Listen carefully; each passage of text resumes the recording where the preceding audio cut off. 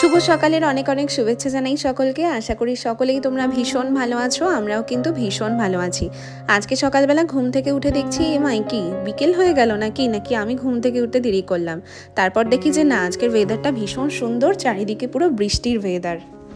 সবাইকে জানাই অম্বুবাচীর অনেক অনেক শুভেচ্ছা। মা কামাখ্যার কৃপা ও করুণা বর্ষিত হোক সবার ওপরে। আজকে হলো রবিবার, আজকে থেকে অম্বুবাচী শুরু হলো এবং বুধবারে কিন্তু অম্বুবাচী শেষ হয়ে যাবে। এই সময় কিন্তু আম দুধ অবশ্যই খাবে এবং তোমরা ভগবানকে কিন্তু একদমই ঢেকে রাখবে না।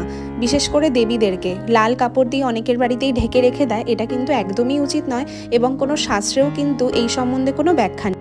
কামাখ্যা মন্দিরে মাকে ঢেকে রাখা হয় এবং ভোগ নিবেদন কিন্তু প্রত্যেক দিনই কিন্তু দেওয়া হয় এবং পুজো কিন্তু চলতে থাকে। এবং অনেকের বাড়িতেই এই সময় কি করে, মাকে ঢেকে রেখে দেয় এবং মন্দিরও কিন্তু ঢোকে না, আর মন্দির পুরো বন্ধ করে রেখে দেয়। এগুলো কিন্তু একদমই করা উচিত না।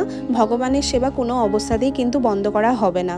ধূপ দীপ সমস্ত কিছু জ্বালিয়ে কিন্তু ভগবানের সেবা করতে হবে এবং ঠান্ডা ঠান্ডা খাবার কিন্তু ভগবানকে দিতে হবে এবং রোজ কিন্তু আমরাও কিন্তু দুধ আম এগুলো কিন্তু পাবো, তাতে আমাদের শরীর ভীষণই ভালো থাকবে।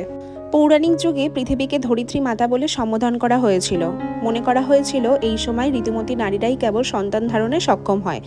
আর এটি হলো হিন্দু ধর্মের কিন্তু অত্যন্ত গুরুত্বপূর্ণ কিন্তু বাৎসরিক উৎসব অম্বুবাচী। এই অম্বুবাচী কিন্তু বিভিন্ন আঞ্চলিক ভাষায় কিন্তু অমাবতী বলেও কিন্তু পরিচিত। হিন্দু শাস্ত্রে এবং বেদে কিন্তু পৃথিবীকে মা বলা হয়ে থাকে। অম্বুবাচীর এই সময় কিন্তু যে কোনো ভালো কাজ কিন্তু নিষিদ্ধ করা হয়ে থাকে, যেমন কোনো পুজো আচ্ছা এবং কৃষিকাজ এগুলো কিন্তু বন্ধ করে রাখা হয়, যেমন মাঙ্গলিক অনুষ্ঠান এগুলোও কিন্তু করা যায় না। এইভাবে মনে করা হয় পৃথিবীও সময়কালে অশুচি থাকেন, সেই জন্য কিন্তু বিভিন্ন মন্দিরে কিন্তু লাল কাপড় দিয়ে মাকে ঢেকে রাখা হয়, কিন্তু এটা একদমই উচিত না। তাই তোমরাও কিন্তু এরকম কাজ করবে না। মাকে কিন্তু ভালোভাবেই তোমরা সেবা করবে। যাদের বাড়িতে কালী মূর্তি আছে, তারা মা আছে, তারা কোনোভাবেই কিন্তু ভগবানের সেবা কিন্তু বন্ধ করবে না। প্রত্যেক দিনই সেবা করবে ধূপ দ্বীপ জ্বালিয়ে এবং ভগবানকে ভোগ নিবেদনও অবশ্যই করবে। আর একাদশীও কিন্তু অবশ্যই করবে। অনেকেই ভাবছো যে অম্বুবাচী পড়েছে তার মধ্যে একাদশী করবো কিনা, একদমই না। তোমরা কিন্তু একাদশীও যেরকমভাবে পালন করবে সেরকমভাবে যারা অম্বুবাচী করছো তারাও কিন্তু সেইভাবেই পালন করবে।